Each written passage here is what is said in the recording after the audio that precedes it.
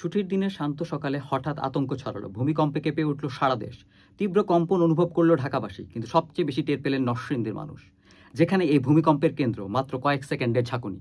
আমি আসলাম ওই নতুন বাস স্ট্যান্ড, গাড়ি একটা যাই কি লাগবে আমি সবাই প্রথম মনে হচ্ছে গাড়িটা কেউ ধাক্কাইতেছে, ফিরা চাই দিনা কোনো লোক পরে যাই নাই, আমি গাড়িতে ঘুরে গেছি খাইলা গাড়ি।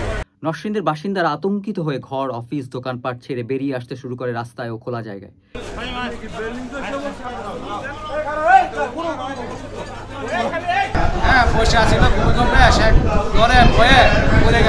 বাসা থেকে বেরিয়েও কেউ কেউ রেহাই পাননি। মাথায় কার্নিশ ভেঙে পড়ে এক শিশুর ওপর।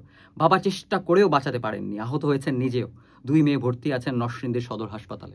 ফ্যামিলি সবাই ভূমিকম্পের সময় বাড়িতে ছিল, যখন ঝাঁকুনি শুরু হয়েছে ওরা বাইরেতে ছিল, ওই সময় এই বিল্ডিং এর ছাদ ঘিরা তাদের উপরে পড়ছে। 10টা 38 মিনিটে ভূমিকম্পের পর যারা আটকে পড়েছিলেন ঘরে, তাদের অভিজ্ঞতাও ছিল ভয়াবহ। নরসিংদীর সদর হাসপাতালে ভর্তি হওয়া এই শিশু ভুলতে পারছিল না তার দুঃসহ স্মৃতি। ট্রমাটাইজড হয়ে পড়া এমন অসংখ্য রোগীর ভিড় দেখা গেছে হাসপাতালে। একটি নির্মাণাধীন ভবনের দেয়াল ধসে আহত হয়েছে আরও কয়েকজন। নরসিংদীর শিশু ও বৃদ্ধর মৃত্যুর পাশাপাশি আরও মোট 62 জন আহতের তথ্য পাওয়া গেছে। হতাহতদের অভিযোগ ছিল হাসপাতালে ডাক্তার এবং নার্সের সংকট নিয়ে। হাসপাতালে আসার পরে না ডাক্তার পাইলাম, না নার্স পাইলাম, না কোনো একটা লোক পাইলাম, কোনো কিছু নাই।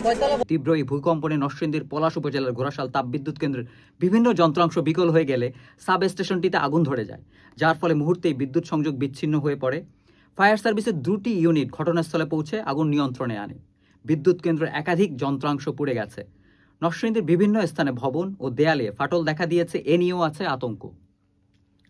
আবহাওয়া অধিদপ্তর ও বিশেষজ্ঞরা আফটার শক বা পরবর্তী কম্পনের বিষয়ে সতর্ক থাকতে বলেছেন নরসিংদীবাসীকে।